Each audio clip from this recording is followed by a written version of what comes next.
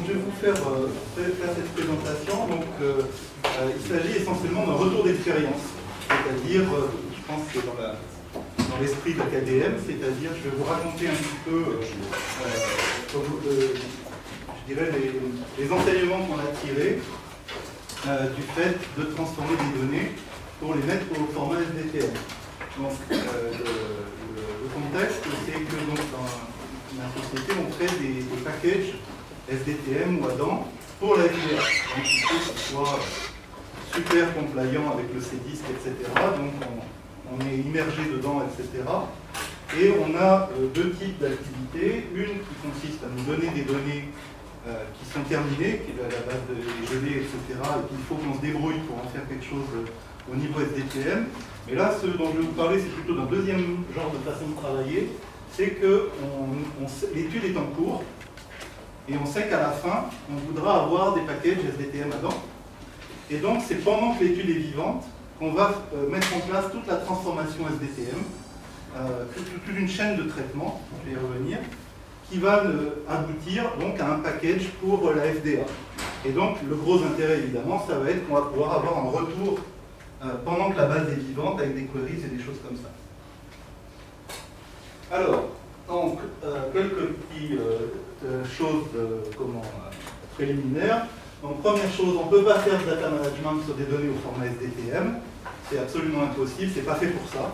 Le format SDTM, c'est un format de soumission de données. C'est pas du tout un format adapté à une base opérationnelle vivante. Néanmoins, on peut mettre en place une chaîne de transformation à partir des données qui sortent du data management pour aboutir donc au format SDTM. Et donc, quelle est l'idée générale? C'est que puisqu'on va transformer les données, ce simple processus de transformation, il va amener à les vérifier. Et parfois les vérifier d'une façon à laquelle on n'avait pas pensé. Alors, ça va apporter, à mon sens, deux choses. Je dirais, j'ai cité là les choses les plus immédiates. La première, c'est qu'on aura des données plus propres. Alors, donc évidemment, sous la condition que la transformation se fasse sur des données pendant que l'étude est en cours. Alors, il y a deux façons dont les données vont pouvoir être checkées. D'une part, il y a le processus lui-même de transformation. Donc le processus de transformation, c'est-à-dire vous essayez de faire rentrer et puis ça ne rentre pas. Donc comme ça ne rentre pas, vous dites pourquoi ça ne rentre pas, etc. Bon, c'est une première source.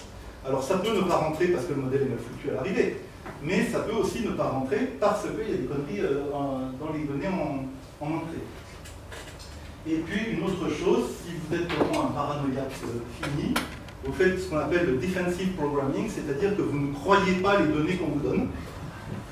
Et donc, vous programmez en disant je ne les crois pas. Donc, un exemple classique, c'est que vous voulez appliquer un traitement différent suivant que c'est un homme ou une femme. Si vous ne programmez pas de façon défensive, vous allez dire if sex égale male, then tel truc, else, en croyant que else, ça veut dire femme. Defensive programming va dire if un homme ceci, else if une femme cela, else horreur. Voilà, gros message d'erreur, etc. Donc ça c'est le premier truc. Le deuxième chose, c'est que quand même, et ça je dirais que c'est, je mets un peu dans le dos dans mon vin par rapport à la première impression que j'avais du CDISC, je me suis dit, qu'est-ce que c'est que cette usine à gaz? C'est qu'en fait, il faut bien avouer qu'une fois que les données sont sous une forme qui est prédictible, c'est-à-dire la forme CDISC standard SDTM, il y a tout un tas de trucs standards que vous allez pouvoir faire, et vous allez pouvoir faire des programmes qui travaillent sur des données au format SDTM, et je vous en donnerai quelques exemples pendant la présentation. Et ces programmes, comme vous pouvez les faire retourner sur à peu près n'importe quelle base SDTM, vous allez pouvoir passer plus de temps à les faire, et donc ce sera des programmes plus complexes et aussi plus futés, entre guillemets. Et le deuxième aspect, ça va être que les données seront mieux collectées, parce que ça va vous faire un retour d'expérience, et ça aussi je vais vous en donner des exemples, qui font que vous dites, finalement, le problème que j'ai eu pour faire rentrer les données au niveau SDTM, c'était que je n'avais pas assez d'infos, ou je n'avais pas la bonne info en entrée. Et donc à ce moment-là, on va adapter le design du CRF.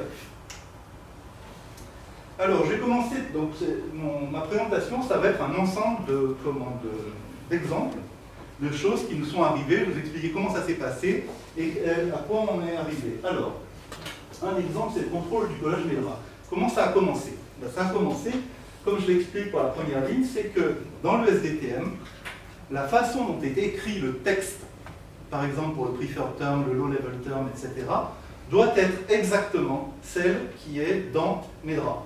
Et dans MEDRA, c'est majuscule, minuscule. Il se trouve que dans les données que j'avais rentrées, elles étaient toutes en majuscule. Et pour une raison que j'ignore, ce n'était pas possible au data management de me les donner avec la casse MEDRA. Je dis, pas grave, pas grave, on va prendre MEDRA, prendre le code, d'accord, et remplacer le code tout en majuscule par le code majuscule minuscule. Évidemment, si vous êtes un peu parano à ce moment-là, avant de remplacer, vous allez vérifier si par hasard, ça serait bien le même code, enfin le même texte, n'est-ce pas? Et puis petit à petit, vous allez améliorer le programme. Et donc, voilà, je vous ai mis la liste de tout ce qu'on vérifie. Donc évidemment que les décodes correspondent, mais on va aussi vérifier au passage que le LLT est current. Vous savez que dans MEDRA, il y a des LLT qui sont marqués non current, c'est-à-dire que vous n'êtes pas censé les utiliser parce qu'ils sont en voie de disparition. Vous vérifiez les règles du SDTM au niveau des fichiers AE, qui est quelque chose qui est bien parce que comme ça, vous saurez que tous les fichiers AE au format SDTM respecteront cette règle, qui est que la variable SOCCD contient le code primaire pour le preferred term. Évidemment, vous vérifiez que le SOCCD qu'on vous donne, c'est bien le code primaire pour le LLT et le preferred term que vous avez, et que le body6CD est bien soit primaire, soit secondaire, ce qui est la règle. Et enfin, la dernière règle de MEDRA, c'est que le HLT et le HLGT qui sont stockés dans la base doivent être ceux qui mènent au socle primaire. D'accord? Donc, vous avez ce truc-là, et alors ce qui est bien, c'est que grâce à la standardisation des fichiers de type event du SDTM, vous allez pouvoir l'appliquer à n'importe quel fichier d'event, donc j'en ai listé 3 ici. Donc, là, je vous montre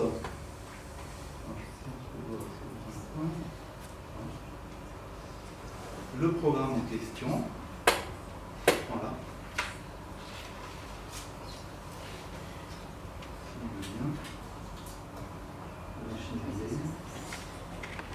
Voilà, donc vous avez un programme qui est complètement générique, qui vérifie tous les trucs que je vous ai dit. C'est un programme qui ne bouge pas d'une ligne d'une étude à l'autre. D'accord? Le programme s'adapte, il regarde, et puis vous avez tous les checks possibles et imaginables, etc., que tout est correct. Donc ça, c'est quand même, je pense, un avantage de... Il est même parce que tu ne tiens pas compte des 2 premiers caractères. Parce que je paramètre. Oui, c'est ça. Je dis d'une check AE, à ce moment-là, il remplace AE dans tous les noms de variables, etc. Voilà. Alors, je donne maintenant un deuxième exemple où on va contrôler les données pendant la transformation. C'est le map sur la control terminology. Donc, dans le SDTM, il y a un certain nombre de variables, en fait beaucoup de variables, qui ont ce qu'on appelle une control terminology, c'est-à-dire il y a des codes listes standards qui sont fournis par le NCI et sur lesquels vous allez devoir coder les variables qu'on vous envoie.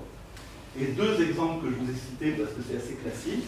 Par exemple, l'unité pour la dose des concomitant medications, des traitements associés, ou la fréquence, d'accord, que vous allez devoir coder dans la control terminology. Alors, pour vous donner une idée de ce à quoi correspond la control terminology, j'ai préparé un truc.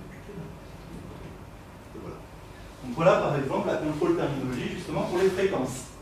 Donc si c'est 1 fois par semaine, vous devez écrire 1 time per week. D'accord? 2 times per week, etc. Donc vous allez vous trouver avec les codes que vous avez rentrés, qui en général c'est dans les concomitant medications, c'est du texte libre.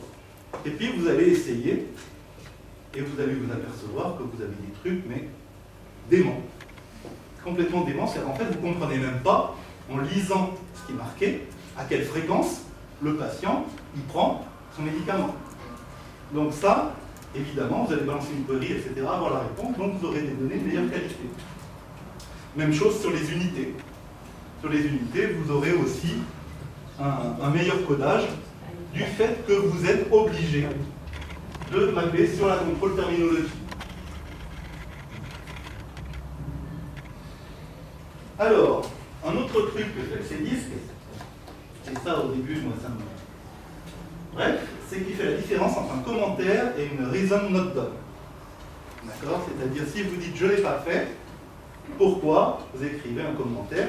Oui, mais ce commentaire, il ne va pas au même endroit que si c'est un commentaire sur des données ou pour autre chose. Et donc, nous, apparition d'un nouveau sport de data management qui est la ventilation des commentaires. C'est-à-dire, vous prenez un commentaire, parce que le commentaire, il arrive comme commentaire, et vous allez le voir mettre soit à droite, soit à gauche. Alors, quels sont les bénéfices? Ben, on a par exemple ça, et ça, tout ça, c'est des trucs qui sont arrivés. Le commentaire dit « The ECGs were lost ». Oui, mais on a les résultats. D'accord? Voilà.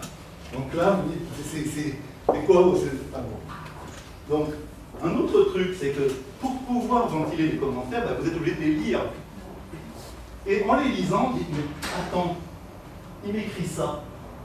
Mais c'est pas un commentaire, ça. Ça, c'est un résultat. Ça doit se trouver dans les résultats.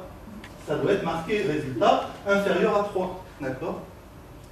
Donc ça, voilà. Si on n'avait pas eu à faire ce truc-là, on ne l'aurait pas vu.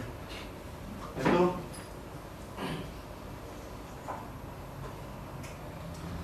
Alors, un autre truc, qui est un sport remarquable, c'est les critères récistes pour les trucs d'ontologie. Donc, alors, comment se présente un CRF d'ontologie où on mesure les critères récistes? La première mesure au screening, on va mesurer les lésions cibles et les lésions non cibles, d'accord? On va les répertorier, d'accord? Et ensuite, au cours de l'essai, on va suivre leur évolution, éventuellement noter l'apparition de nouvelles lésions et on va donner la réponse. Or, si vous allez voir dans le SDTM, ça va dans 3 domaines différents, qui sont un pour l'identification des tumeurs, un pour les mesures sur ces tumeurs, et un autre sur les réponses. Alors, pour que vous visualisiez un petit peu ça, je vous ai préparé une vue. Voilà, ça c'est le fichier d'exemple qui vient avec le SDTM, pour vous expliquer un petit peu, à vous, parce que c'est pas évident, comment il faut faire. Donc je vais prendre un exemple ici, ça c'est le fichier TU. Donc que fait le fichier TU? Donc il va identifier les tumeurs. Donc je vais, pas rentrer dans tous les détails, mais vous voyez que l'idée est de dire, d'accord, pour un patient, voilà, j'identifie donc la tumeur, par exemple T03, d'accord, c'est une tumeur target, etc., non target, comme. Vous voyez que aussi les nouvelles lésions, quand elles apparaîtront, seront identifiées une fois dans ce domaine-là. Ce domaine ne comporte aucune mesure. D'accord? Ensuite, vous allez avoir, alors bon, je vous passe sur les trucs comme ça, c'est-à-dire qu'est-ce qui se passe quand les tumeurs se séparent en deux ou se mélangent, etc. On a plusieurs façons de faire. Ensuite, vous allez trouver un autre domaine qui, lui, vous donne les mesures qui ont été faites sur ces tumeurs. Donc, voilà, je pense qu'on en voit assez comme ça. Donc, grosso modo, pour telle tumeur, d'accord, target, la tumeur T01, le diamètre le plus long, c'est 10. D'accord? Et quand c'est une non-target, vous voyez qu'il y a un truc qui est le tumor state, qui est present ou absent. Bon. Et enfin, vous aurez un domaine pour les réponses, qui est complètement, tout est empilé.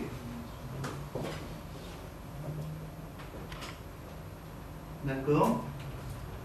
Alors on va y trouver donc les réponses récistes, hein, la réponse des tumeurs cibles, des tumeurs non cibles, la réponse globale. On va aussi trouver des trucs de New Lesion Progression. Et je ne sais pas, il y a un exemple quelque part. Voilà. On va aussi y trouver les progressions qui ne sont pas d'origine radiologique, c'est-à-dire qui sont des points de progression symptomatiques relevés par l'investigateur. Donc ça c'est pas mal, c'est-à-dire que vous avez toute l'information sur la progression des tumeurs, etc. dans le même fichier. Donc c'est pas mal. Maintenant, imaginez que vous avez, comme ça a été notre cas, quelque chose où ça n'a pas été prévu comme ça. Et le problème qu'on avait rencontré, c'était que pour une non-target, il n'y avait pas de champ présent-absent. D'accord? On demandait simplement à chaque visite, en gros, quelle est la réponse des non-targets. Donc on a regardé, il s'est trouvé que dans les commentaires, c'était toujours indiqué. Dans les commentaires, il disait telle lésion a disparu. Vous voyez, maintenant c'est tel autre qui a disparu, etc. Vous êtes d'accord qu'avec cette information-là, on pouvait reconstituer l'information présent-absent pour les tumeurs non cibles. Hein, quand il dit à telle visite, telle tumeur a disparu, ok, je marque qu'elle est absente ici, d'accord, et ensuite je fais ça pour toutes les tumeurs, absente ici, absente ici, absente ici. Après je redescends et je dis présente, présente, absente, ah, absente, absente, absente, absente, présente, présente, présente, absente, ah, absente, absente, etc. Et donc je me retrouve avec un truc, et si vous êtes un petit peu malsain comme moi, etc., vous dites, bah, je vais vérifier la réponse. Surprise. Vous apercevez que l'investigateur s'est planté. C'est-à-dire que, par exemple, il dit que c'est complete remission, donc toutes les tumeurs ont disparu, mais non, il n'en reste qu'une. D'accord? Et puis le coup d'après, c'est l'inverse. En fait, il a inversé les deux réponses. Donc vous voyez, c'est quelque chose qui, ici, donc, premièrement, va vous permettre, donc, alors évidemment, le truc qu'il y a derrière, c'est qu'il faut jouer le jeu. Il faut vraiment dire, je veux remplir une base SDTM conforme. Donc vous avez des commentaires, vous ne voulez pas lucher. Et un exemple de ce que je disais, mais du coup, on va améliorer les CRF futurs, c'est-à-dire que pour les CRF qui seront faits à l'avenir, on aura un champ au niveau des tumeurs non cibles, disant présent, absent, à chaque visite. D'accord ?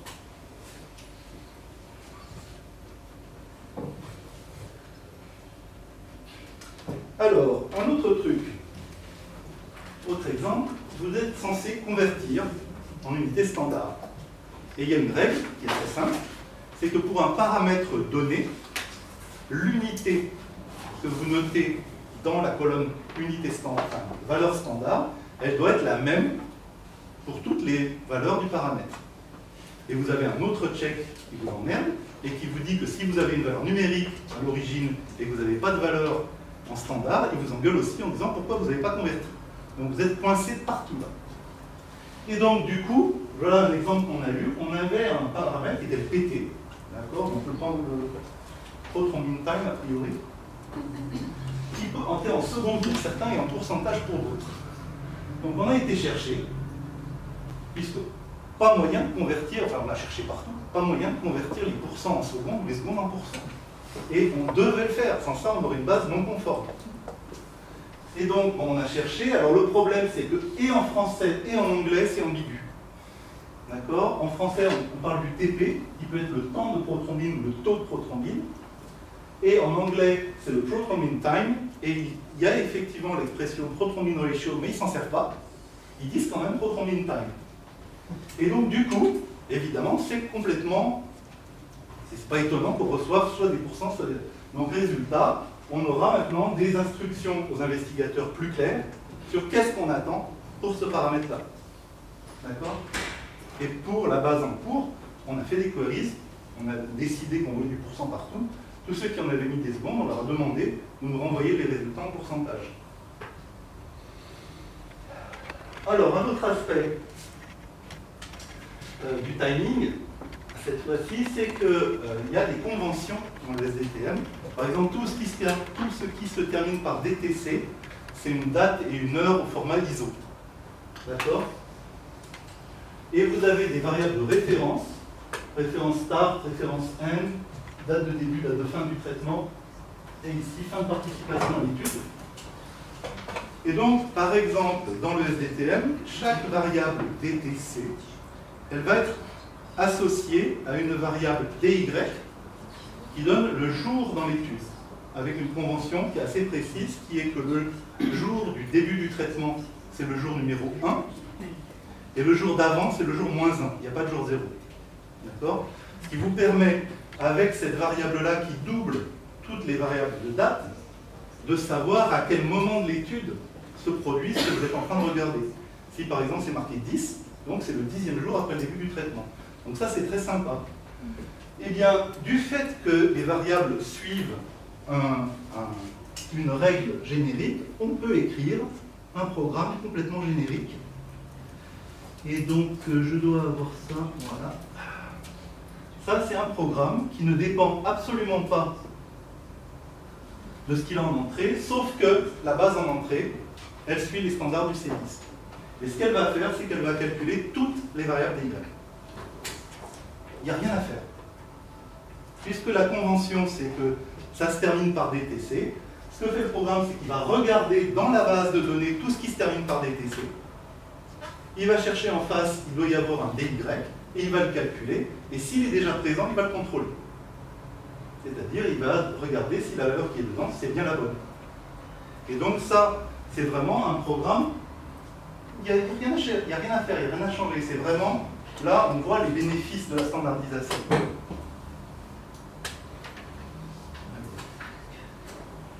Juste une question. J'ai vu que c'était la table dictionary. Et c'est une table format SDTM.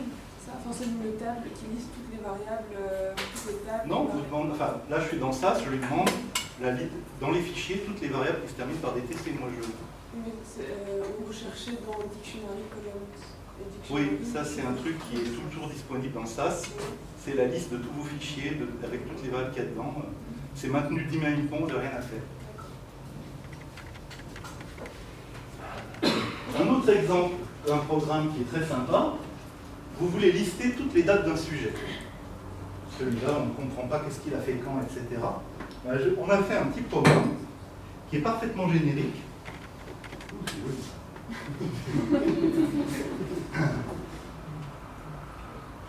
Alors, je vous en ai mis un exemple. Voilà. Donc voilà le programme. Il n'est pas super long. Hein. On rentre le numéro de sujet qu'on cherche, dans quelle librairie on cherche, et on fait tourner. Et le résultat, ça va être quelque chose comme ça. Il va vous sortir toutes les dates qu'il a trouvées. Je ne vais pas dire que c'était une date, évidemment, puisque toutes les dates, c'est DTC. Comme elles sont au format ISO, ça se trie tout seul. Ça, c'est très sympa aussi. Et vous allez trouver, bah oui, sa date de naissance, la medical history, les trucs, des procédures, etc. Et puis, vous voyez des AE qui commencent, etc. Quand il y a une visite, à quelle visite ça s'est produit, etc. Et ça, donc, c'est vraiment, enfin, c'est super simple. Et ça vous permet d'avoir tout de suite une vue de ce patient. Et évidemment, c'est quelque chose qu'on pourrait améliorer en mettant des informations, par exemple, pour un adverse event, quel est le terme, des choses comme ça, vous voyez. Mais l'idée fondamentale, c'est qu'on a vraiment abouti là à quelque chose qui est vraiment très générique. Un autre truc aussi, c'est que la FDA demande dans tous les fichiers, à peu près, une variable qui s'appelle époque, qui dit à quel moment ça se produit. Donc l'époque, c'est par exemple screening, d'accord, ensuite treatment, et puis follow-up, par exemple, dans une étude. Et donc, cette époque, vous allez la calculer, et après, vous allez pouvoir vérifier avec des programmes standards qu'aucun AE se produit avant qu'il rentre dans l'étude, ça serait quand même sympa, d'accord, qu'aucune observation n'est post-study, c'est-à-dire qu'en gros, il est sorti de l'étude et qu'il leur arrive encore des trucs.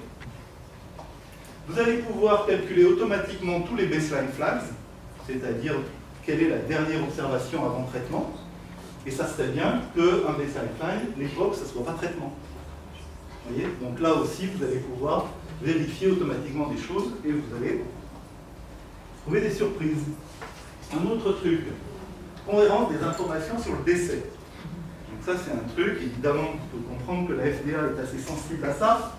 Et donc, il demande qu'il y ait un paragraphe spécial dans le SDRG, le Study Data Reviewers Guide, consacré au décès, en disant qui est mort et où se trouvent les informations de décès. Or, dans le SDTM, elles se trouvent à plusieurs endroits. D'accord? D'une part, dans le fichier de démographie, il y a un flag pour dire s'il est mort, et la date du décès. Mais on le trouve aussi, c'est une règle, dans le fichier de disposition avec un décode qui doit être def. D'accord? Et à ce moment-là, la date, c'est la date du décès. Vous avez aussi les AE, les adverse events, les faits secondaires, avec l'outcome qui est fatal. D'accord? Ou ce truc-là, c'est-à-dire le résultat de l'AE, c'est la mort.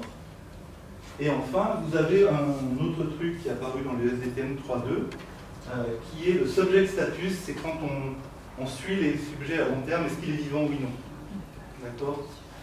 Donc là, c'est le cas où il est mort. Et donc là, vous allez pouvoir faire un programme de vérification standard de la cohérence de tout ça. Alors là, j'ai fait un petit exemple un peu bidon, mais ça pourrait vous donner ça. D'accord? Donc ici, un sujet qui est mort, d'accord? Ah, il n'y a pas d'AE qui a conduit à la mort. Comment ça se fait? C'est se renseigner. Et celui-ci, bon là c'est un cas assez grave, c'est qu'il est mort à 2 dates différentes.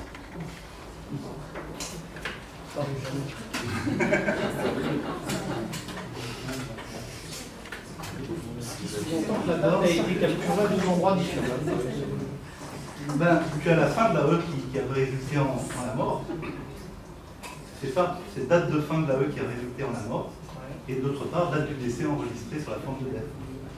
Qui a raison? D'expérience dans les formulaires d'essai, quand il y a le nom de l'évaluateur et l'évaluation qui est faite, vous avez quoi comme info? Parce que alors, je sais jamais quoi mettre. Chez nous, c'est l'investigateur qui est responsable de ce... Donc il y a écrit investigateur, c'est tout? Non, c'est l'investigateur qui est responsable du contenu. Après, qui le remplit, ça on s'en fiche, c'est lui qui est responsable de ce qui est marqué. D'accord. Et l'examen qui est fait pour évaluer la mort, vous mettez quoi? Alors, il y a par exemple, est-ce qu'il y a eu une autopsie, oui, non, etc. Quel était le résultat? Et la réponse est toujours non, il n'y a pas eu d'autopsie. Pour l'instant, je ne peux pas trop vous répondre. D'accord? Donc, voilà un autre exemple. Alors, il est quelle heure? Parce que je voudrais que je vois ce qu'il y a. C'est encore bon, là?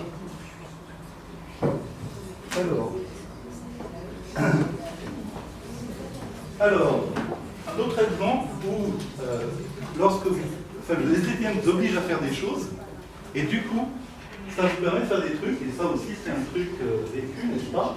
Vous avez un CRF, vous collectez les signes vitaux, et puis vous avez des labs extra, des labs supplémentaires possibles, mais quand ils font des labs supplémentaires, on leur demande le poids du patient pour pouvoir calculer la clairance de la créatinine, pour laquelle on a besoin de la taille et du poids du sujet.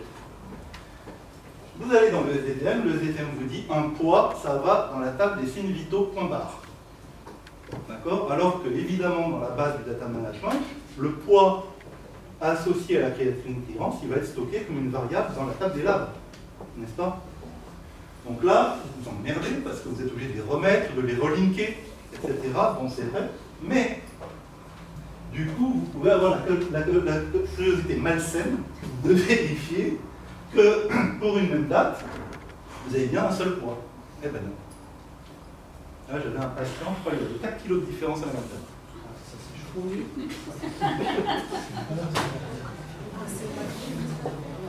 voyez? Et ça, si vous voulez, ça vient, je pense que vous pourriez dans l'absolu le vérifier sous la forme d'origine des données. Et là, c'est vraiment ça vous fait à la figure et c'est un contrôle standard dans un fichier de signes vitaux pour la même date et la même heure, vous devriez avoir le même résultat pour un certain nombre de paramètres tels que le poids. Bon, pour la pression artérielle systolique diastolique, on peut raffiner, mais pour le poids quand même. Et donc ça se discute. Moi, je serais plutôt d'accord pour virer les deux poids et laisser qu'une seule ligne, puisqu'il n'y a eu qu'un seul poids, etc. Mais c'est plus de boulot, et il y a des sponsors qui ne sont pas d'accord en disant non, vous êtes en train de tripatouiller les données collectées.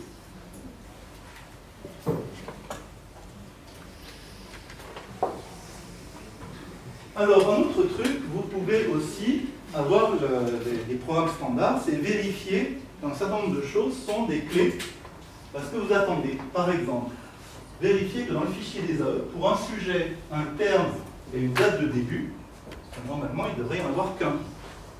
C'est un contrôle assez bête, n'est-ce pas, assez... Et donc, vous allez trouver, alors ça, je vous montre ce qui reste à la fin. D'accord? Ça, cette différence, elle a été validée. Effectivement, ça se comprend. Donc, on a deux fois une STNI qui commence exactement à la même date, mais vous voyez que la fin ici, c'est le début de l'autre. Donc ça, c'est possible. D'accord? Par contre, si ici, c'était marqué 29, là, j'aurais un problème. Et on l'a trouvé. On a trouvé des cas où, effectivement, pour la même date, il y avait des trucs qui se chevauchaient. Vous pouvez faire la même chose pour les concomitant communications et aussi avec les variables codées, pour regarder si quand même il n'y aurait pas des doublons qui sont en fait des doublons que vous ne détectez pas parce qu'il y a un point dans le terme dans un cas, il n'y en a pas dans l'autre. Alors, un autre truc qui est intéressant, parce que ça aussi c'est quelque chose qui nous est arrivé. Donc là, la FDA demande, bien que ce ne soit pas dans le modèle du SDTM, qu'il y ait une variable qui est est-ce que l'événement est émergent sous traitement, oui ou non. D'accord? Donc qu'est-ce que c'est qu'un événement émergent? C'est un événement qui apparaît ou empire pendant le traitement. Alors bon, il y a un truc qui est assez classique pour les événements émergents, c'est qu'en cas de doute, il est émergent. Autrement dit, on va faire un algorithme qui va chercher quand est-ce qu'on est sûr qu'il n'est pas émergent, et dans les autres cas, il est émergent. Soit qu'on soit sûr qu'il est émergent, soit qu'on n'en soit pas sûr. Donc typiquement, l'algorithme, il est là. Il va consister à dire si c'est sûr que ça commence avant le traitement ou que ça se termine avant le traitement, alors il n'est pas émergent. S'il commence certainement après le traitement, il n'est toujours pas émergent. Et puis le truc qui est plus touchy, c'est ça. S'il continue un événement dont la sévérité est certainement égale ou supérieure, il n'est pas émergent. Autrement dit, si l'AE avait déjà démarré avant, et qu'il y a un changement, par exemple, parce qu'on change la façon de traiter l'AE, donc on déclare un nouveau record, n'empêche que c'est la même sévérité, donc le deuxième événement qui continue le premier, il n'est pas émergent, c'est le premier qui peut l'être. D'accord? Même chose, si le patient rentre dans l'étude avec un mal de tête à l'enfer, et qu'il prend votre médicament et ça va mieux, c'est pas émergent. D'accord? Pourtant, on déclare un nouveau mal de tête en disant qu'il a une sévérité moindre. Donc, le problème, c'est comment est-ce qu'on va dire continue un événement. D'accord? Il va falloir chaîner des événements. A priori, il y a des cahiers d'observation qui sont faits de telle sorte que la chaîne elle est maintenue au niveau du CRF, c'est-à-dire qu'il déclare le mal de tête et après il déclare les changements du mal de tête. Mais dans le cas des données que j'ai, et c'est souvent le cas, vous n'avez pas ça, vous avez juste, voilà, il y a tel AE de telle date à telle date, telle sévérité, tel machin, etc. Donc, comment on a fait? On a fait un programme d'appariement qui fait tout simplement tout le produit cartésien, c'est-à-dire il met en face les uns des autres, pour un même patient, tous les effets secondaires qui ont le même preferred term. C'est assez large, d'accord? Et pour lesquels les plages de dates se touchent ou se chevauchent. D'accord? Et ensuite, on va trier là-dedans pour rechercher des cas de figure. Ce qu'on cherche évidemment, c'est des cas de ce type-là. Hein? La fin du précédent est égale au début du suivant, à la limite, d'accord, le lendemain. Et donc, voilà un exemple de sortie de ce programme-là. Donc, je ne vais pas m'attarder énormément. Mais là, il dit, bon, moi, je rejette pour l'instant l'idée que ces deux événements se continuent l'un l'autre, mais j'ai un problème. J'ai un problème. Et si vous regardez, donc c'est exactement le même terme, c'est exactement la même date de début, d'accord, mais la fin est contradictoire, et il y en a un qui est de tox 1, l'autre de tox 2. Ça, c'est vraiment des exemples réels qu'on a eus. D'accord? C'est-à-dire que c'était. Alors, des fois, c'était simplement des doublons, mais là, il y avait des contradictions. Donc là, par exemple, en fait, il fallait changer la date de celui-ci, c'était pas le 03 ici, c'était le 04. D'accord? Et effectivement, c'était l'un après l'autre. Et enfin, donc, pour terminer ma présentation, lorsque vous avez une base qui est au format SDTM, vous bénéficiez d'un outil qui est déjà programmé, qui est OpenCDISC, maintenant il s'appelle Pinnacle 21, et qui va passer vos données à la moulinette, et qui va essayer de faire deux choses. La première, c'est de vérifier que formellement, une base de données elle est conforme aux standards du CDISC. Et la deuxième, c'est de vérifier qu'il n'y a pas de grosses conneries dedans. Et un exemple de check qui est systématique, que vous pourriez programmer vous-même facilement sur une base SDTM, c'est que la date de début ne peut pas être après la date de fin. Et ça, c'est hyper facile à programmer puisqu'elles s'appellent tous pareil. Quand une date est une date de début, elle a deux caractères qui sont le nom du fichier et ensuite c'est STDTC, Start Date Caractère. Et si c'est une date de fin, c'est le nom du fichier ENDTC. Donc vous pouvez faire un programme qui cherche tous les fichiers où il y a ces deux variables-là et qui vérifie que la première est bien inférieure ou égale à la suivante. D'accord? Et ça, c'est vraiment un bénéfice de la standardisation. D'accord? C'est le deuxième aspect que je citais au début de ma présentation. C'est qu'il y a des choses que vous découvrez en transformant les données, et il y a des choses que vous pouvez ensuite vérifier une fois les données transformées. Un autre avantage de ces trucs-là, c'est que si OpenCDISC diagnostique des erreurs, ou les programmes que j'ai fait, etc., ben vous allez soit les corriger, soit les expliquer dans un document qui s'appelle le Study Data Reviewer's Guide, et donc ça va rester. Et donc le pauvre Quentin qui se repaluchera vos données dans 10 ans, il aura une explication de pourquoi à quel endroit il y a telle incohérence. Vous voyez? Donc, voilà. Donc ça, c'est notre retour d'expérience de transformer des données de data management au format SDTM pendant que la base est vivante. Alors, ça demande une chose, c'est de jouer le jeu.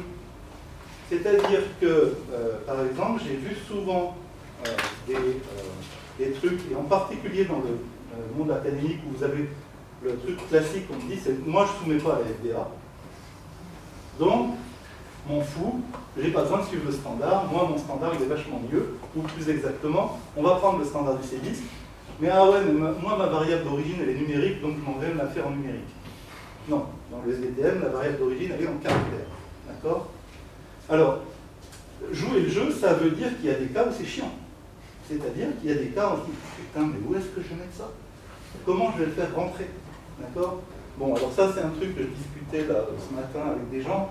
Ça serait l'idéal si on pouvait avoir un espèce de site collaboratif où on pourrait, par exemple, discuter de quelle variable il faudrait rajouter, de quel domaine il faudrait rajouter, et essayer d'élaborer, je dirais, de façon participative, un complément du standard ou des interprétations du standard, des choses comme ça. D'accord? Mais je pense que le fait de jouer le jeu, in fine, vous vous rendez compte que ça vous permet d'avoir à la fin des données qui sont plus prédictibles et qui sont de meilleure qualité. Ah. Question concernant ce point.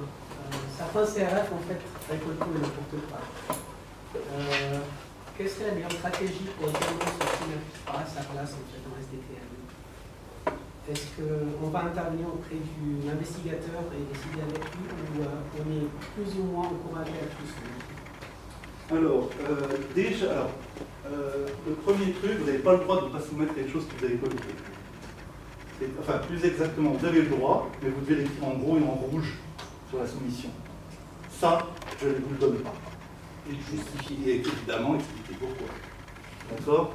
Bon, c'est un truc quand même assez classique. Par exemple, souvent, on ne soumet pas tous les champs dont la seule valeur, c'est de faire du monitoring. Un exemple, à chaque visite, est-ce qu'il y a eu des adverse events, oui ou non? Si oui, s'il vous plaît, n'oubliez pas de remplir la feuille des adverse events. D'accord? Bon. Cette variable-là, est-ce qu'il y a eu des adverse events, oui ou non? Elle n'a de but que le monitoring. Donc typiquement, elle ne sert à rien, on la soumet pas. Vous pouvez la soumettre, si vous voulez, en faisant du finding about adverse event ou je ne sais pas quoi. Mais franchement, ça n'a aucune valeur, aucun intérêt. Pas exactement ces cas en fait. Voilà.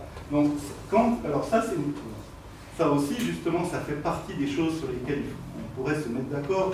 Moi, je pense que c'est assez bien accepté dans la communauté CDISC de dire ça. Une variable qui est purement à destination du monitoring et qui n'apporte rien en termes d'interprétation clinique des données, on peut ne pas la mettre. C'est c'est ce qui est préconisé aujourd'hui. Voilà. Donc, au niveau de CEDASH, en fait, on va pouvoir définir la variable comme étant non soumise. On va spécifier que c'est une variable qui n'ira pas dans le SDTM, dans les soumissions. C'est un bon exemple, mais ça rentre dans d'autres cas de figure, mais effectivement dans ce sens-là. Et alors par contre, vous avez des choses. Alors, je vais vous donner un exemple de truc où c'est intéressant. C'est pour les tumeurs, la capture des tumeurs, etc. Le truc que j'ai dit, c'est qu'est-ce qui se passe si une tumeur se sépare en deux au cours de l'essai, ou au contraire deux tumeurs se mélangent pour en faire une seule. D'accord? Puisque vous avez un fichier d'identification des tumeurs, vous voyez qu'il va y avoir un problème potentiel, d'accord, qui est que l'identification des tumeurs ne va pas être la même d'une visite à l'autre. Ça, c'est déjà une difficulté dans le design du cahier. Voilà. Alors ça, c'est un truc qu'on a déjà discuté en long, en large. Vous pouvez lire, et c'est intéressant parce que justement, si vous lisez sérieusement le truc du CDISC et vous paluchez les exemples qu'il vous donne, et que vous regardez, vous vous apercevez qu'en fait, il propose plusieurs solutions. Il y en a une qui est la solution où ça se, entre guillemets, ça se voit. Alors, je ne sais pas si je pourrais le retrouver parce que... Vous voyez, c'est ce truc-là, là. Ici, donc au départ, il y a 4 tumeurs cibles, 2 tumeurs non cibles, et ce qu'il montre ici, c'est la tumeur 4 qui se sépare en deux, et les tumeurs 2 et 3 qui se mélangent. D'accord? Et il y a des tests CD pour dire ça. Pour dire il y a eu un merge et il y a eu un split. Là où le truc est par contre mal branlé, c'est que qu'est-ce qui vous dit que c'est la 4 qui s'est séparée et que c'est la 2 et la 3 qui se sont mergées? Ben, c'est la convention de ce qui est écrit là. Donc si celle-ci après se sépare en deux, je ne vous raconte pas. D'accord? Et il n'y a pas de truc formel en ces disques. Elles redeviennent T02, T03, peut-être. Ben, ça dépend, elles peuvent se merger comme ça. Non, alors, voilà, donc ça c'est un truc, mais en fait, quand vous regardez après, l'exemple, alors je ne sais plus si c'est celui-ci ou c'est le suivant. Ouais,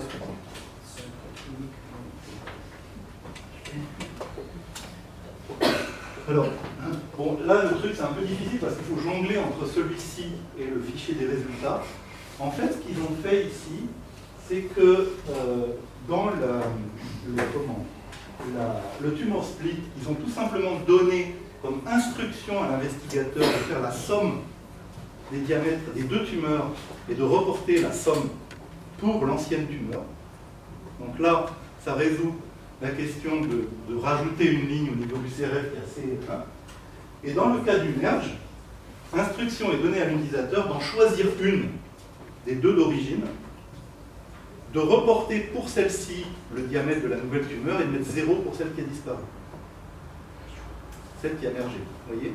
Donc ça, c'est... En pratique, moi j'ai vu implémenter que celle-là. Parce que ça, c'est un casse-tête pas possible au niveau du CRF. D'accord? C'est dans les notes de l'implementation guide? C'est dans... Oui, enfin, regarde ces deux exemples-là. Ouais. Tu vas voir que c'est le même cas traité de deux façons différentes. Et justement, en fait, c'est parce que je pense qu'il y a des types qui ont dit non, mais attendez, c'est chouette votre truc, mais c'est pas implémentable.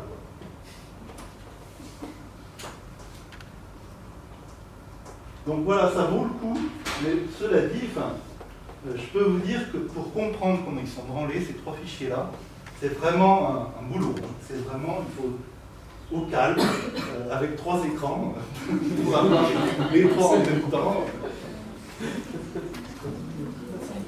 Et je pense, j'espère vous avoir convaincu qu'il y a vraiment un bénéfice à faire ça.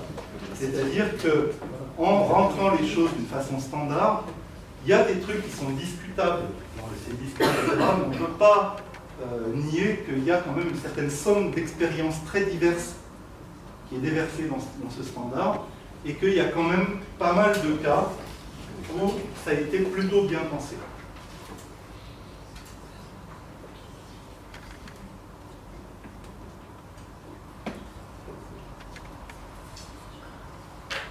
Voilà, vous avez des questions? J'ai juste une petite question. Je parlais de ça tout à l'heure. Pourquoi vous avez, je connais pas l'OpenCDisk. Oui. Donc le but c'est de vérifier en fait à la fois la structure et le contenu de nos formats SDTM. Est-ce que c'est modifiable? C'est écrit dans quel langage? Ou quelles règles on sait que ça contrôle? Alors, je peux vous montrer. Je peux vous montrer. Alors, il passe sur le disque.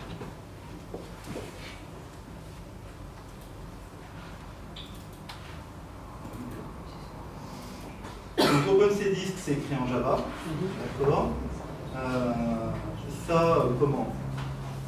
Il y a une interface qui est pas trop moche, une version. Il y a une version web aussi. Je crois pas. Un portail web Non. qui permet de rien installer sur le PC. Donc voilà.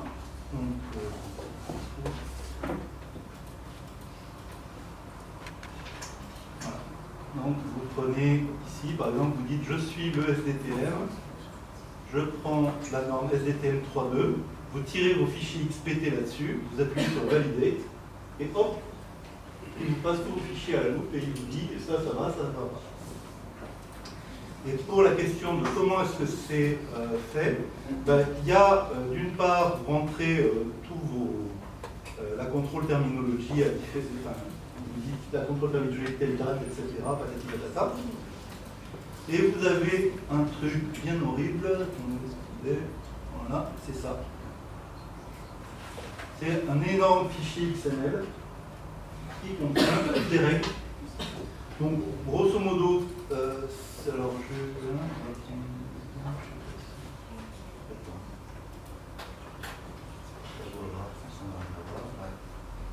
voilà. Donc, par exemple, ce truc-là, vous voyez, ça va dire que dans le fichier TA, voilà les variables qui sont autorisées et dans quel ordre. D'accord. Et vous allez avoir, par exemple, celle-ci, elle est required, celle-ci, elle est expected, etc. Donc, il va prendre votre fichier TA, il va le comparer à ça, il va vous engueuler si vous n'avez pas mis le bon ordre, il faut que ça soit dans cet ordre-là. S'il y a une variable qui est expected ou required et qu'elle n'est pas dans votre fichier, il va vous engueuler aussi, etc., etc. En fait, ma question c'était pour la chose suivante, parce que vous par exemple, dans vos vérifications, vous êtes allé relativement loin, et c'est très très bien.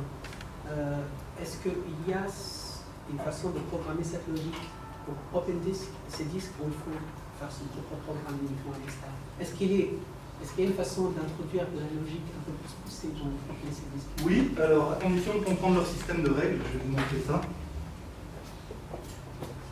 Donc vous voyez, il y a des trucs comme ça, qui dit pour ce fichier est applicable telle règle, vous voyez. Et puis, alors, voilà, les règles, elles sont là. Alors bon, c'est à peu près, c'est vraiment dur à lire comme ça. C'est du XML. Ouais, enfin, voilà une règle, donc alors, il faut un petit peu comprendre comment c'est branlé. J'avais fait ça une fois, mais c'est vraiment assez pénible. Mais en gros, ça consiste à dire un lookup, c'est qu'il cherche une valeur pour le record courant. Donc il y a un preset de check. Donc voilà, il y a toutes les règles qui sont là-dedans. Donc en fait, au sens propre, OpenCDisk, c'est juste un moteur, et il suffit de tripatouiller ce fichier de configuration pour avoir tel message qui apparaît ou qui apparaît pas. Cela dit, les règles qui permettent de fabriquer les règles, eh ben, elles ne sont pas publiques. Le fichier est public, et si vous voulez savoir comment ça marche, eh ben, vous regardez et vous dites, ça doit vouloir dire ça, et donc pour vérifier tel truc, etc. Donc ça, c'est un truc aussi que j'aimerais voir un jour, c'est aussi un site collaboratif de règles compréhensibles, justement avec des moteurs pour les traduire éventuellement sous cette forme-là pour OpenCDisk, mais éventuellement faire un programme, par exemple, moi j'imagine un driver qui prend les règles et qui fait des programmes SAS un autre driver, il prend les règles, il fait des programmes en R, vous voyez, et ça permettrait d'avoir les mêmes règles pour tout le monde, et puis exprimées dans différents langages de programmation. Mais évidemment, je ne pense pas que OpenCV, ça leur plairait trop, parce que ça leur... Le fait que la variable soit expected, ça veut dire que la variable est dans le fichier, mais qu'elle peut être libre. C'est ça. Donc en fait, on ne supprime pas la variable à la structure du fichier. Non. Expected, voilà, une variable expected, donc ça veut dire qu'ils s'attendent à ce que la variable soit là, et si vous n'avez pas cette variable-là, vous devez quand même la mettre dans le fichier, elle sera tout le temps manquante, ça va se voir, et donc vous devez expliquer pourquoi. Et required, ça veut dire qu'il faut qu'elle soit là et elle ne peut jamais être là. C'est tout quand on explique là pourquoi c'est si elle vide, il y a un fichier qu'on explique tout. C'est pas un fichier, c'est le Study Data Reviewers Guide. En fait, c'est la validation OpenCDISC. Là, j'en ai pas d'exemple à vous montrer. Dans la validation OpenCDISC,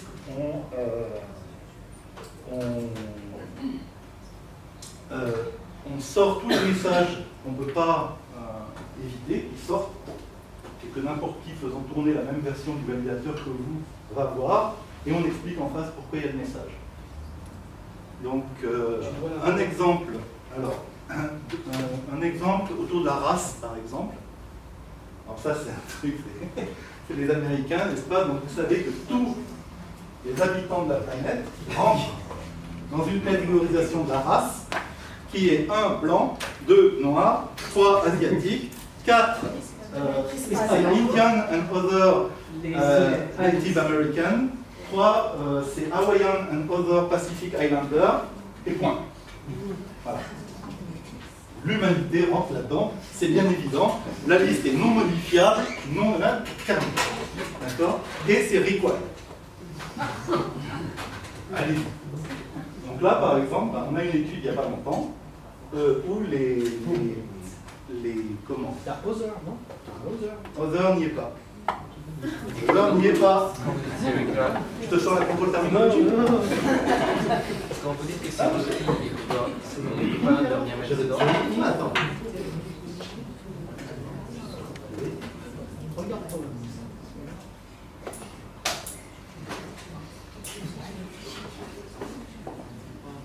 Là, voilà. Point barre. J'en parlais ce matin, et c'était une des raisons pour laquelle le site Kenyon m'a dit qu'on ne peut pas utiliser les standards. Alors, nous on a une étude par exemple avec des investigateurs qui ont répondu à la question race, va te faire foutre, c'est illégal Et on va soumettre à la FDA une table où la variable required, donc race, sera manquante pour presque tous les patients, et on écrira dans le SDRG interdit par la loi du pays dans lequel Ils ont raison. D'accord. Autre exemple, celui que donnait Nicolas, race other. Ça n'existe pas. Les gens qui sont métis sont ça n'existe pas. Alors, si,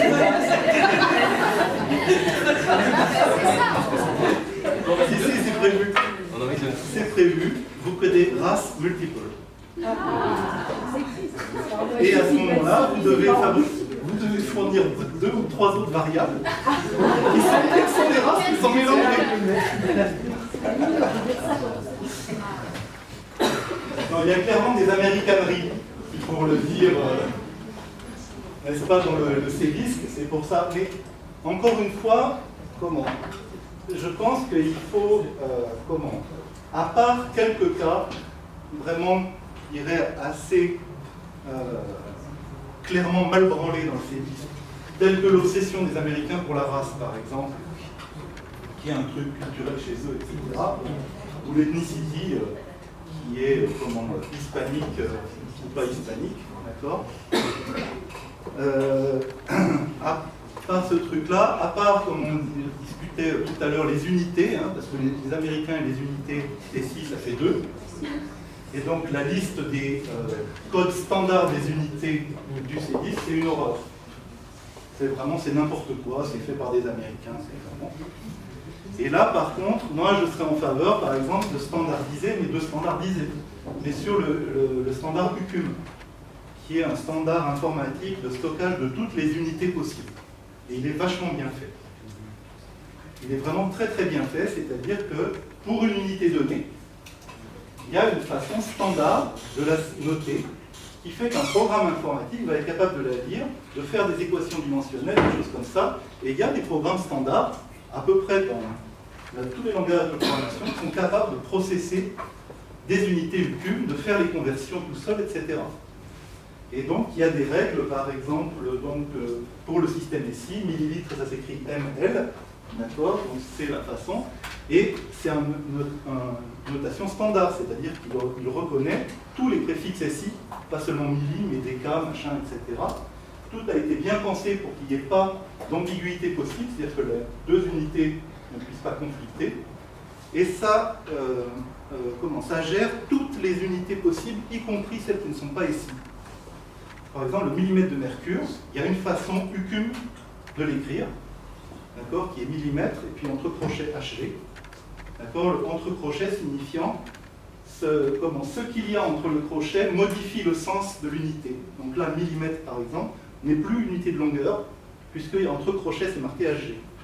Par contre, vous avez des cas où, par exemple, vous avez des unités que vous allez trouver dans le SDTM, qui ne sont pas des unités. Un exemple classique, c'est volume par volume. Un volume divisé par un volume, c'est comme des mètres divisés par des mètres, ou c'est une proportion, c'est un ratio, et quelle est l'unité d'un ratio? Ben, c'est 1. D'accord? Ça, dans le système UCUM, vous avez une façon de le noter aussi, c'est entre accolades. Ça veut dire entre accolades, c'est des annotations. Donc, vous mettez entre accolades volume par volume, ça veut dire c'est 1. Mais par contre, il garde la notation. Donc par exemple, si vous injectez par exemple, je ne sais pas, une seringue d'un produit à un patient, ben, combien elle contient la seringue? On n'en sait rien. D'accord? Donc vous injectez une unité. Donc vous écrivez seringue entre accolades, et vous gardez l'information que c'était une seringue, mais en termes d'équation dimensionnelle, ça va se comporter comme l'unité.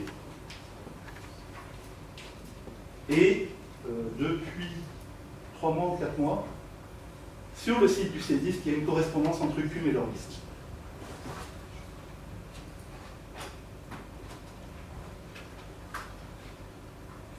Pour les unités, pour les adversivants, j'avais été voir aussi, on a un logiciel de safety où il rentre l'ICH pour vérifier les unités.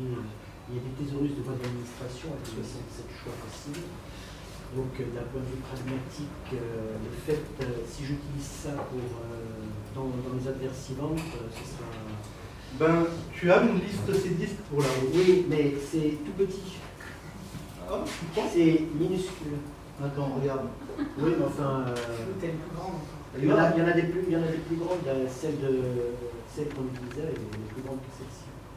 Ben, moi, ce que je dirais, alors, c'est... Bon, là, on commence à rentrer dans un truc qui est vraiment complexe, c'est de dire, bon, je suis d'accord que le CEDISC, c'est pas un standard idéal, et qu'il est probablement critiquable sur un certain nombre de points. Où est-ce qu'on s'arrête de le critiquer? Si vous voulez, par exemple, quand je propose de coder toutes les unités en UCUM, pourquoi est-ce que ça ne me gêne pas? C'est parce que l'UCUM, ça se mappe sur le CEDISC. D'accord? C'est-à-dire que je ne génère pas en faisant ça une incompatibilité qui va m'emmerder plus tard. Maintenant, si je commence à dire, moi je ne suis pas d'accord avec la standardisation du CEDISC et je trouve que ça serait mieux de standardiser de telle autre manière, ben, c'est plus standard. C'est plus standard à ce moment-là. Ou alors il faut créer un consortium qui va avoir l'influence du CEDISC et qui va pouvoir rivaliser. Et vous avez d'ailleurs un truc qui est assez intéressant. Alors il faut aller fouiller dans le site du CEDISC parce qu'il y a des trucs intéressants. Par exemple, pour la contrôle terminologie, alors c'est ça, voilà. Request denied. Donc ça c'est assez intéressant de regarder de temps en temps. C'est des demandes qu'on leur a fait. S'il vous plaît, rajoutez ça. Et ils ont dit non. Et ils expliquent pourquoi. Tu sais que je trouve ça sur le site du CEDISC. À quel endroit je m'en rappelle. Quand tu es gold Ouais, member, c'est ça. Il faut être membre. c'est l'éternel problème des académiques. Ils ne sont pas platinum member. C'est pas accessible publiquement. Non, ça, c'est les compléments que tu as en étant membre privilégié, et tu as accès à des infos qui sont pas.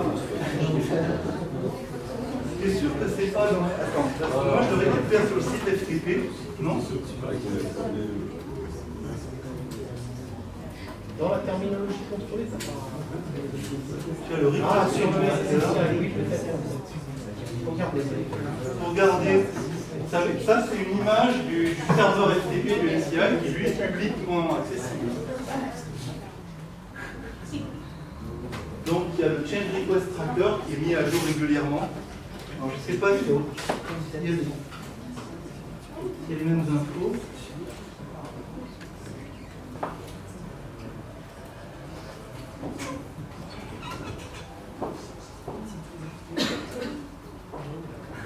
Si, en fait, l'info, elle y est là. Elle n'est peut-être pas sous la forme où je vous la montre, mais vous voyez que vous avez l'historique des décisions qui se trouvent sur le site du NCI, sur leur serveur FTP. Hein?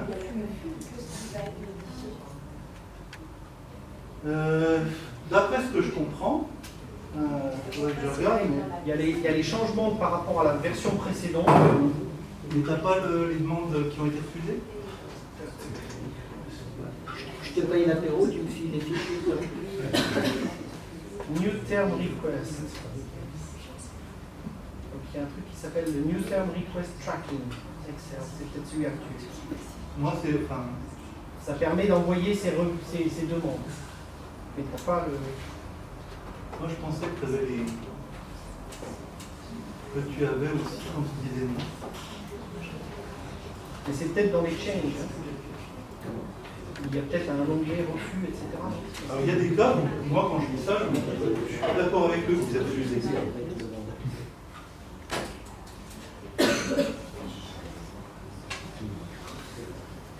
Il faut s'engager.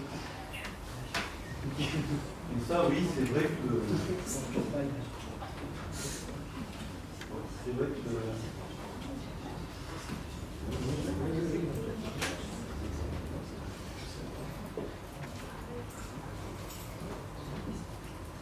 Donc voilà, pourquoi est-ce qu'ils n'ont pas voulu la centrale systolique de pressure?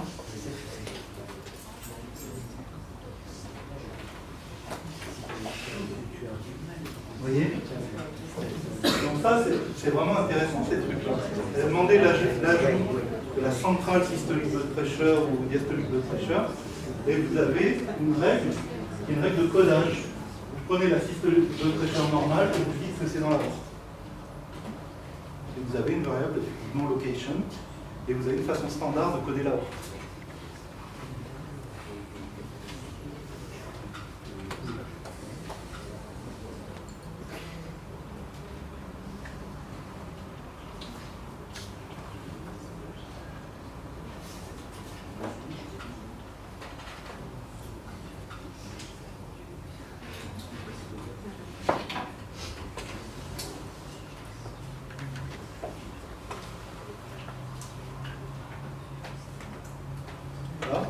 C'est bon.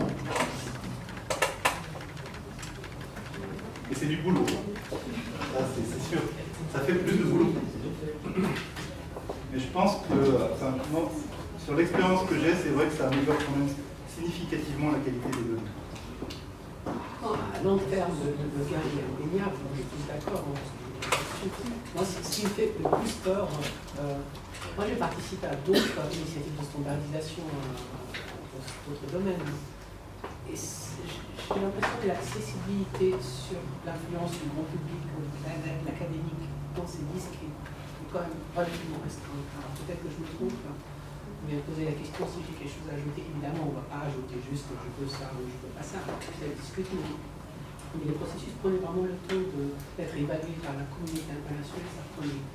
Ça prenait quand même le temps d'impliquer tous les acteurs. Alors, le problème maintenant avec les académiques, c'est qu'il y a vraiment un grand fossé, les choses se sont développées. Et c'est bien, mais en fait, les académiques étaient mis un peu de côté, tout tout simplement parce qu'ils n'avaient pas les moyens de former, qu'ils ne voyaient pas l'intérêt tout de suite de s'adhérer à ce standard. Et j'ai peur que tout d'un coup, ils se réveillent, ils doivent suivre le train, mais qu'ils n'aient pas participé à sa construction. Ben, c'est sûr que plus le temps passe et plus c'est l'abord des standards CEDISC et c'est de plus en plus gros, il y a de plus en plus de choses. Mais c'est clair qu'on a besoin de ça. Alors ça, c'est une idée. On a besoin de standards. Et à contrario, en fait, chaque standard, chaque version passe avant d'être en production en mode commentaire Je comprends bien. public. Je comprends tout à Donc fait. que ce soit l'industrie, Mais il n'y a pas de l'académie, sensibilisation tout le monde peut nécessaire répondre. pour impliquer les académiques, pour dire oui, j'ai l'intérêt. Oui, mais je pense que c'est peut-être à nous de nous organiser, c'est nous inclus dans notre processus. Est-ce que Je vous avez comprends bien des le contacts Alors, Il y a notamment le groupe francophone des utilisateurs de CEDISC, exactement. dans lequel Mais ça Fabien... reste toujours Fabien- un standard qui est très méconnu dans le monde. Oui, mais on devrait... On fait un truc, on fait Est-ce que vous on a- avez des contacts avec les académiques US? Non, non. Parce que je me demande justement comment ça se passe aux États-Unis. Je n'en sais absolument rien. Est-ce que eux sont davantage impliqués dans cette histoire-là? Est-ce que c'est comme ici? Bon, il faut dire que la FDA a été beaucoup plus restrictive, ou, enfin imposante à l'aller dans le sens. Alors, peut-être, effectivement, ils ont eu l'intérêt plutôt que l'Europe.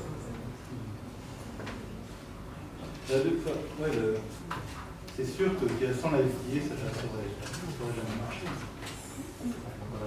Le MA avait suivi le réseau des CSA. C'est ça aussi. Ils ont juste dit qu'ils étaient d'accord avec le standard, mais on va laisser passer le suivi. C'est pas une question d'être d'accord ou pas en fait. Aujourd'hui, comme ils ne revoient pas les données sources, vous ne fournissez pas les SDTM. En Europe, il n'y a pas besoin. Donc à ce moment-là, ça ne change pas grand-chose dans votre process de soumission. Le MA, Si vous êtes compatible avec la FDA, vous allez pouvoir soumettre à l'Europe, en Europe. On est d'accord, mais j'avais entendu dire qu'en Et- 2017, pour soumettre à la FDA, le présenter en SDTM, ça allait devenir plus ou moins obligatoire. C'est une obligation. Voilà. En décembre 2016. C'est la date. D'accord. On parle de 2017, mais 12, c'est 1er janvier 2017. et que l'EMA avait mis adoubé le standard CEDISC et qu'on allait suivre en fait. non, alors en fait, ce qui se passe, le truc, pour comprendre ce qui se passe, je crois qu'à la FDA, ils ont 200 statisticiens, et à l'EMA, ils en ont 3. Donc, tu vois bien que la problématique n'est pas la même. Les types de l'EMA, ils ne regardent pas les types. Par contre, il y a eu des discussions, dont d'ailleurs je ne sais pas trop où elles en sont maintenant, sur la question de la publication des données en Europe. Je ne sais pas si vous avez suivi ce truc-là. L'EMA était branché à un moment sur ce truc-là. L'EMA a dit, nous ce qu'on va faire, c'est que toutes les données qu'on va nous soumettre, on va les publier. On va les mettre à disposition de tout le monde. Pour investigation, regarder, recherche, machin. Je pense que ça n'a pas été, pour l'instant, c'est pas sorti. Je pense parce qu'il y a d'énormes résistances, en particulier de l'industrie, d'accord, qui n'ont pas trop l'idée que les données soient publiées, les données de leurs essais cliniques soient publiées comme ça, etc. Et je me rappelle qu'à l'époque, donc c'était il y a 2-3 ans, quand l'EMA a fait des sessions où tout le monde pouvait s'inscrire, c'était par le web, etc., pour discuter d'un certain nombre de choses, et notamment du format de soumission des données, etc. Et il était vraiment clair que la question de savoir si c'était CEDISC ou pas, ils en avaient au fond rien à faire. C'est-à-dire que le problème de l'EMA était de dire, voilà, je vais mettre mes données qu'on me donne à disposition de tout le monde. Oui, alors oui, apparemment, il y a un truc qui s'appelle le CEDISC, là ça a l'air bien, oui, bah allez-y, filez-les en CEDISC. Mais vu que ce n'est pas eux qui les processent, dans leur idée, d'accord, il serait qu'une passerelle pour les donner à d'autres. Ils s'en foutent. Tant qu'ils n'auront pas en gros 200 statisticiens comme la FDA et qu'ils ne regarderont pas les données de chaque truc, je pense que l'EMA ne prendra jamais position. On me rappelle. En tout cas, ils s'orientent vers une revue des données sources, comme aux États-Unis. Ils vont suivre le CEDISC. Et j'ai entendu que les Japonais aussi, là, les WH, machin. Le Japon fait déjà.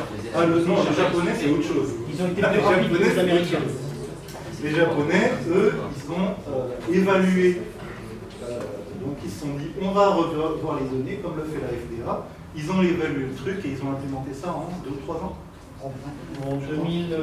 Ça, c'est vraiment les Ils ont Japonais. été plus rapides que les Américains. C'est fait. C'est fait et ils ont des règles de validation qui sont plus dures que celles de la FDA. C'est-à-dire qu'ils ont introduit une nouvelle catégorie de messages d'erreur, c'est reject. Ça, c'est les Japonais. Les Japonais, il y a telle erreur dans vos données, enfin, dans la validation OpenCDisk, là, il y a des erreurs. Si vous regardez dans le truc d'OpenCDisk, là, vous voyez ce qui est marqué PMDA. C'est le ministère de la Santé du Japon. Et là-dedans, il y a un message qui est reject. Ça veut dire, s'il y a ça, on ne regarde pas, on vous enlève. Et justement, les types d'OpenCDisk disaient qu'il fallait s'attendre à ce que des messages reject commencent à apparaître au niveau de la FDA.